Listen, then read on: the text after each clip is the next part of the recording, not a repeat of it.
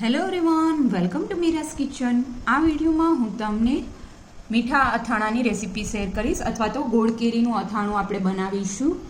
જો તમારે ગુંદા, કેરી અને ગાજર ત્રણેય પોચા ના રહેતા હોય તો આવી રીતના ફોલો કરશો મારી મેથડ તો એકદમ પોચા જ રહેશે ફૂલ ઈયર. અને આ અથાણાનો મસાલો આપણે ઘરે જ બનાવીશું, પ્લસ અથાણાનો મસાલો બી એકદમ રેડ કલરનો જ બનશે અને ફૂલ ઈયર આવા જ કલરનો રહેશે, કાળો નહીં પડે. તો ચલો જોઈ લઈએ રેસીપી.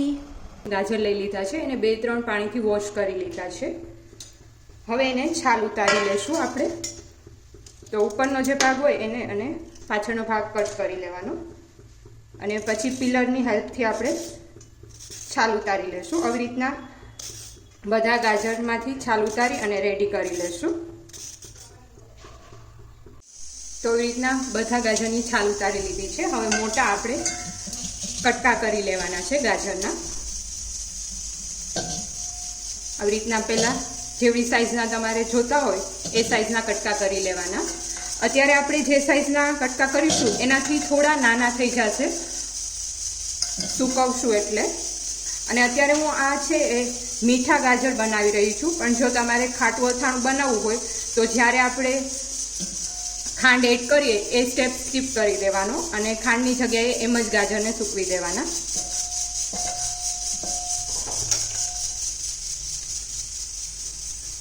વચ્ચેથી આપણે કટ કરી લેશું આ. અને આવી રીતના હું મોટા જ અત્યારે કટ કરું છું. તમારે જો નાના જોતા હોય તો તમે એવી રીતના નાના બી કટ કરી શકો. જે સાઈઝમાં જોઈએ એ સાઈઝમાં કટ કરી લેવાના.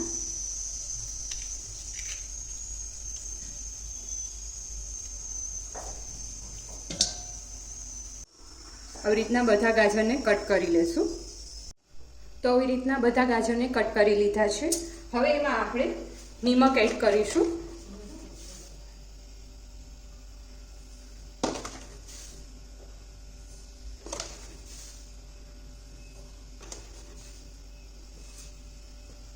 અત્યારે મેં 3 ટેબલસ્પૂન જેટલું નિમક એડ કર્યું છે.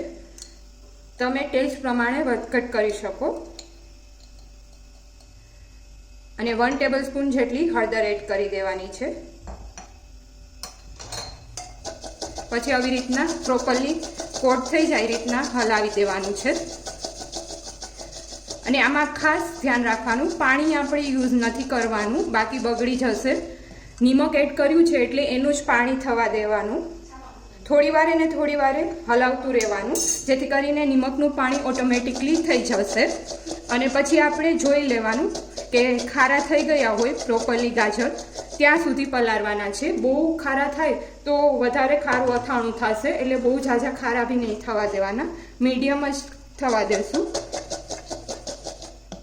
તો હવે આને આપણે આવી રીતના એક સાઈડ મૂકી દેવાનું છે અને થોડી વારે હલાવતા રહીશું, જેથી કરીને નિમકનું પાણી થઈ જશે. થોડીક વાર થશે એટલે આપ જોઈ શકો છો નીચે પાણી થઈ ગયું છે. એ આપણે નિમક અને હળદર એડ કરી છે એટલે પાણી એનું થઈ જશે. અને આવી રીતના આપણે વચ્ચે હલાવતા રહીશું થોડી વારે. ગાજર છે એ ખારા થઈ ગયા છે, બહુ ઝાઝા બી ખારા નથી થવા દેવાના. અત્યારે મેં એને 4 થી 5 કલાક માટે પલાળ્યા હતા નિમકમાં. હવે જે વધારાનું નિમકનું પાણી થયું છે એ રિમૂવ કરી દઈશું. હવે આમાં આપણે ખાંડ એડ કરી દઈશું. અત્યારે આ વાટકી લીધી છે મેં, 1.5 વાટકી જેટલું ખાંડ એડ કરીશું. તમે જેટલું મીઠું ખાતા હોય એ રીતના એડ કરવાની રહેશે. અને આને બી આપણે પ્રોપરલી મિક્સ કરી દઈશું.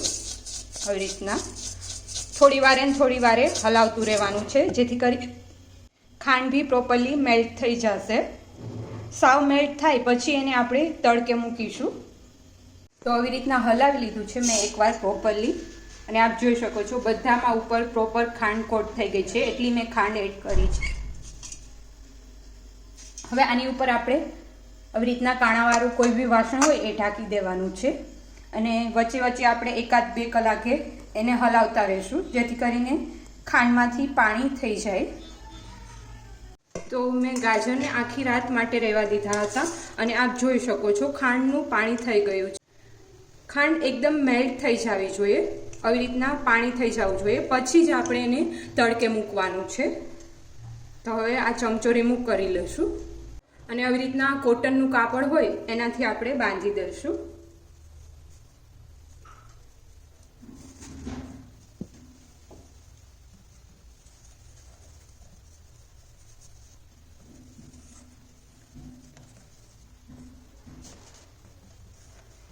હવે આને આપણે તડકે મૂકી દઈશું. આખો દિવસ માટે તડકો જ્યારે આવે ત્યારથી મૂકી દેવાનું કે સાંજ સુધી રાખીશું તડકે જ. આવી રીતના એકદમ ડ્રાય થાય ત્યાં સુધી આપણે સૂકવી લેવાના છે અને રેડી કરી લેવાના છે. રોજે તડકે રાખવાના છે. અત્યારે મેં રાજાપુરી કેરી લીધી છે, એમાં દર બહુ હોય એટલા માટે આવી રીતના કટ કરીને જ મેં લાવી છું કેરીને, કેમ કે આપણાથી ઘરે કટ નહીં થાય, અંદર જાળી હોય એટલે. હવે આની છાલ રિમૂવ કરી લેશું અને ગોઠલીનો ભાગ આપણે કાઢી લેવાનો છે અને આને બી આપણે પહેલાં પાણીમાં વોશ કરી લેશું. તો જ્યારે બી તમે મીઠું અથાણું બનાવતા હોય ત્યારે તમે રાજાપુરી કેરીનો યુઝ કરશો તો બહુ જ ફાઇન બનશે, કેમ કે આમાં જે અંદરનો દર હોય એ થોડો વધારે હોય છે અને મીઠા અથાણામાં કેરી છે એ થોડી સુકાઈ જતી હોય છે જ્યારે ગોળને આપણે નાખતા હોઈએ છીએ ત્યારે, એટલે બહુ જ ફાઇન બનશે. જો તમે કેસર કેરીનું બનાવતા હોય તો આ વખતે તમે રાજાપુરીનું મીઠું અથાણું ટ્રાય કરજો, બહુ જ ફાઇન બની અને રેડી થશે. તો આવી રીતના વચ્ચેનો જે ગોઠલીનો ભાગ છે એને બી આપણે રિમૂવ કરી લેશું.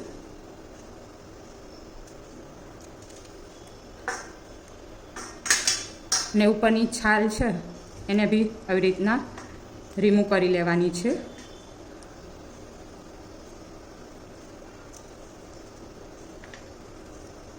આવી રીતના બધા કેરીના પીસીસ કરી લેશું છાલ અને ગોઠલી કાઢીને.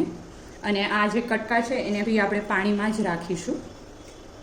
મારે ગુંદા બી એડ કરવા છે, તો આવી રીતના એકદમ મોટી સાઈઝના ગુંદા આવે એ રીતના સિલેક્ટ કરી અને ગુંદા લેવાના રહેશે. અને એનો ઉપરનો જે આ દાંડલો હોય છે એ જ ખાલી રિમૂવ કરવાનો. આવી રીતના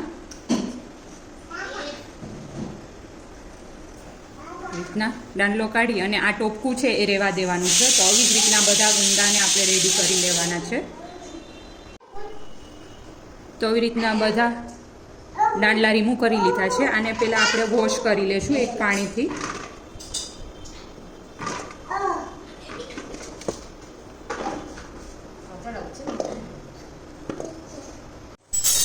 હવે ગેસ ઉપર આપણે પાણી મૂકી દઈશું. એક તપેલામાં અથવા તો લોયામાં, જેમાં તમારે ગુંદા બાફવા હોય એમાં પાણી મૂકી દેવાનું. પાણી ગરમ થાય એટલે એમાં થોડી આપણે હળદર એડ કરી દેવાની. તમે જેટલા ગુંદા લ્યો એ પ્રમાણે હળદર નિમક એડ કરવાનું રહેશે. અત્યારે મેં 100 જેવા, તો એમાં નિમક અને હળદર એ રીતના હું એડ કરવા જઈ રહી છું. 2 ટેબલ સ્પૂન જેટલું નિમક અને હળદર 1 ટીસ્પૂન જેટલી. હવે ગરમ થઈ ગયું છે પાણી, તો એમાં ગુંદા એડ કરી દઈશું. હવે આમાં નિમક એડ કરી દઈશું. 2-3 પાણીથી વોશ કરી લીધી છે પ્રોપરલી. મેં કેરીને કટ કરી છાલ રિમૂવ કરીને.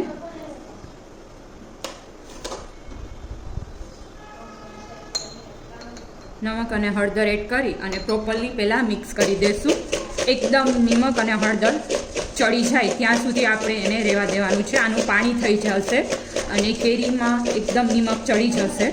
અંદાજે આપણે 10 થી 12 કલાક માટે રહેવા દેવાનું છે. થોડી હળદર મને ઓછી લાગે છે તો આપણે એડ કરી દઈશું હળદર.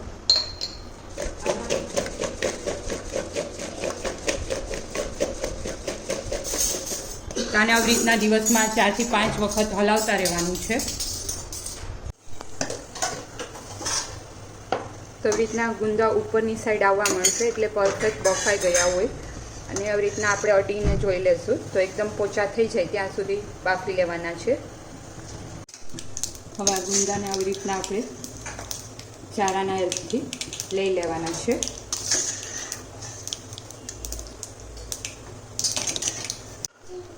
હવે પાણી રિમૂવ કરી દીધું છે, પછી આપણે એમાં થોડી એવી હળદર એડ કરી દેવાની છે અને નમક એડ કરી દઈશું. પછી પ્રોપરલી મિક્સ કરી અને આને રહેવા દઈશું.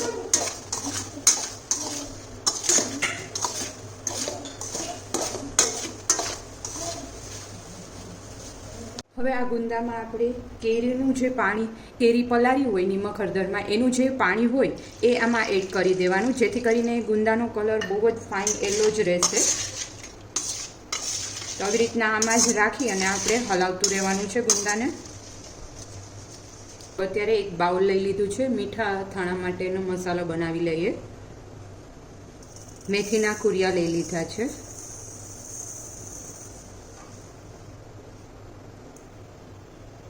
એક કપ જેટલા અત્યારે મેથીના કુરિયા લીધા છે.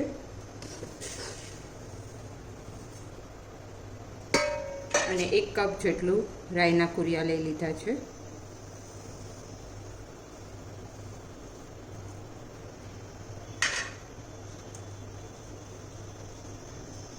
રીતના વચ્ચે જગ્યા કરી લેશું. ધાણાના કુરિયા લીધા છે, નાની 1 વાટકી, અથવા તો તમને વધારે ગમતા હોય તો વધારે બી લઈ શકો. મેં અત્યારે બહુ વધારે નથી લીધા. અને ધાણાના કુરિયા નાખવાથી થોડું એવું અથાણું બ્લેક પડે, એટલે માટે બને તો થોડું ઓછું ધાણાના કુરિયા વાપરશો તો સારું રહેશે અથાણું ફૂલ યર માટે. અત્યારે તજ અને લવિંગ લઈ લીધા છે, એ વચ્ચે એડ કરી દઈશું. હિંગ લઈ લીધી છે, એ બી વચ્ચે એડ કરી દઈશું આપણે. હિંગનું પ્રમાણ થોડું વધારે રાખીશું, જેથી કરીને અથાણાનો ટેસ્ટ સારો આવે. વરિયાળી લઈ લીધી છે.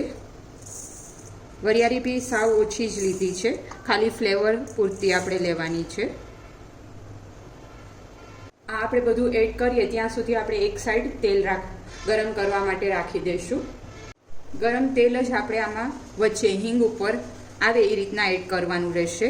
અને ડાયરેક્ટલી એક હાથમાં આપણે એક ઢાંકણ રાખવાનું, જેથી કરીને ડાયરેક્ટ બંધ કરી શકીએ. અને આમાં જ પેકમાં જ રહેવા દેવાનું છે, જેથી કરીને બહુ જ ફાઇન ફ્લેવર બેસી જાય. અત્યારે મેં મીઠા અથાણા માટે કોલ્હાપુરી ગોળ લઈ લીધો છે. આવી રીતના બજારમાં ઇઝીલી તમને મળી જશે. કડક ગોળ આવે વ્હાઇટ કલરનો, એ લઈ લીધો છે. આવી રીતના સાવ ઝીણો ઝીણો કટ કરી લઈશું.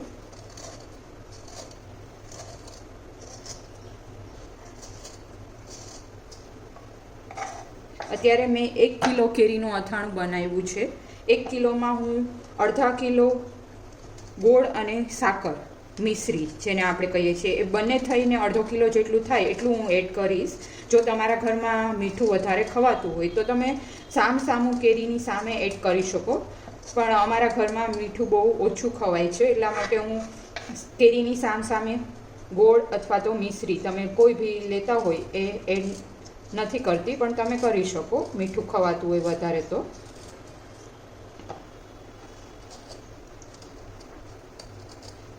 આવી રીતના આને કટ કરી લેશું. નમક એડ કરી દઈશું, salt as per the taste, અથવા તો થોડું એવું જ નાખવાનું છે, કેમ કે કેરીમાં ગુંદામાં ઓલરેડી આપણે નમક એડ કરેલું જ હોય છે, એટલે ખાલી આના પૂરતો જ આપણે એડ કરીશું થોડું એવું નમક. કચરા મરીને મેં વાટી લીધા છે, એ લઈ લીધા છે, તીખા એડ કરી દઈશું. લાલ મરચું પાવડર એડ કરી દઈશું. અત્યારે મેં કાશ્મીરી લીધું છે, જેથી કલર બહુ ફાઇન આવશે અથાણાનો આપણે. અને તીખાશ માટે જ આપણે થોડું એવું તીખું મરચું એડ કરી દઈશું પાવડર. બાકી કલર માટે તો કાશ્મીરી મરચું જ એડ કરીશું.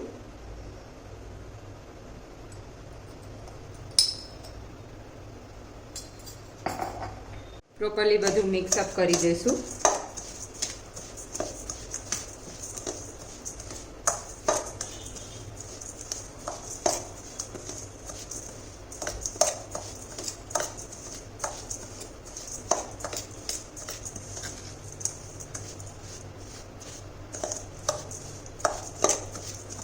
આપ જોઈ શકો છો બહુ જ ફાઇન કલર આવી ગયો છે, કાશ્મીરી મરચું પાવડર એડ કર્યું છે એટલા માટે.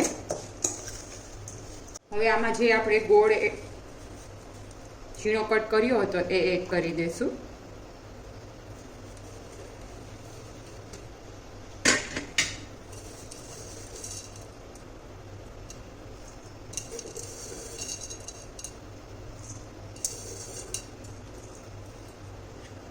હવે આમાં આપણે મિશ્રીનો પાવડર એડ કરી દઈશું, 1/2 કપ જેટલો, અથવા તો તમે જેટલું સ્વીટ ખાતા હોય એ રીતના તમારે ગોળ અથવા મિશ્રી જે બી એડ કરવું હોય એ કરી શકો.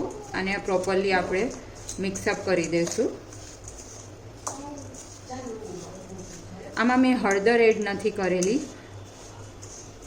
આપણે અત્યારે આમાં હળદર એડ કરીએ તો ઘણી વખત લોંગ ટાઈમ માટે અથાણાનો કલર ચેન્જ થઈ જાય, એટલા માટે મેં હળદરને સ્કીપ કરેલી છે.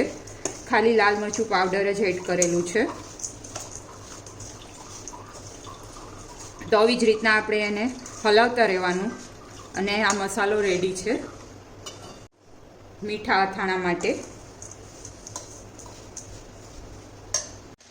તો અત્યારે ઓવરનાઇટ માટે કેરીને મેં સૂકવી લીધી હતી આવી રીતના. અને જો તમારે ઓવરનાઇટ માટે સૂકવવી ના હોય તો ફેન નીચે સૂકવશો તો જલ્દીથી સુકાઈ જશે.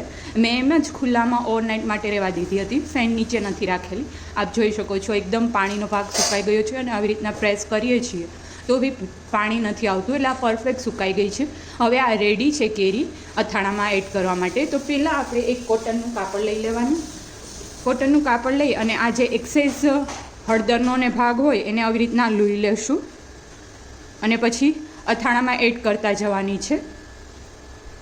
કેરી સુકાય એની પહેલાં આપણે બોરોને રેડી કરી લેવાનો છે, કેમ કે આપણે આમાં ગોળ એડ કરવાના હતા. એટલા માટે બોરો રેડી હશે પછી ડાયરેક્ટલી આપણે એમાં કેરી એડ કરવાની રહેશે. તો આવી રીતના બધી કેરી લૂંટી જશું અને એડ કરતા જશું.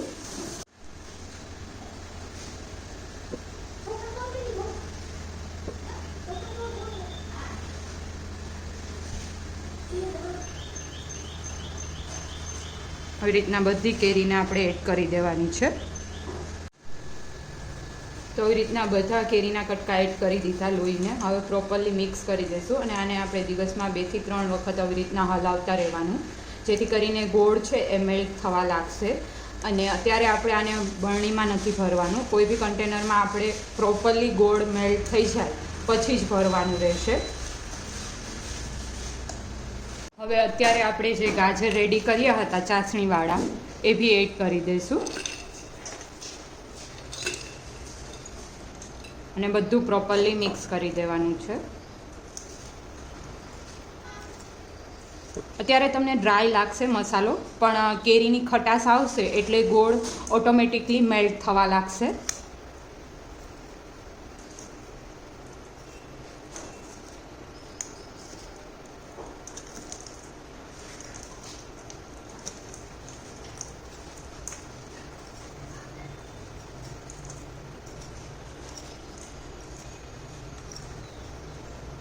તો હવે ગુંદાને બી ઓવરનાઇટ માટે રહેવા દીધા હતા અને પ્રોપરલી નિમક ચડી ગયું છે. તો આવી રીતના ઉપરનો ભાગ જે ગુંદાનો છે એ રિમૂવ કરી દઈશું. કપડું હોય એમાં આવી રીતના રાખી દઈશું સૂકવવા માટે.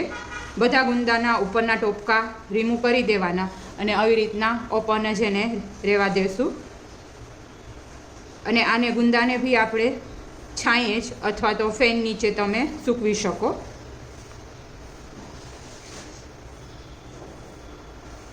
તડકામાં સૂકવવાની જરૂર નથી.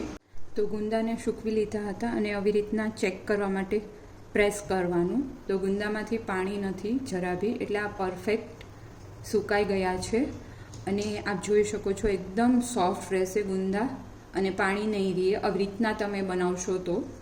હવે આને આપણે મસાલામાં એડ કરી દઈશું અને પ્રોપરલી મિક્સ કરી દઈશું. આ અથાણાને આપણે પ્રોપરલી ગોળ ઓગળે પછી ભરવાનો છે. ત્યાં સુધી આવી રીતના દિવસમાં 3 થી 4 વખત કે વધારે બી તમે હલાવી શકો.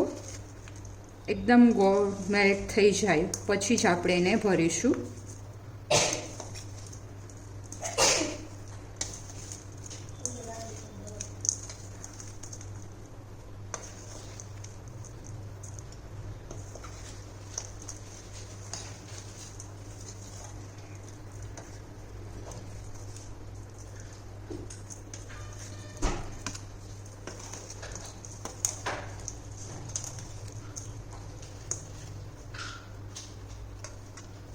આમાં અત્યારે આપણે થોડું એવું તેલ એડ કરી દઈશું. બાકીનું તેલ આપણે જ્યારે બરણીમાં અથવા તો કોઈ બી કન્ટેનરમાં તમે ભરો ત્યારે એડ કરવાનું રહેશે.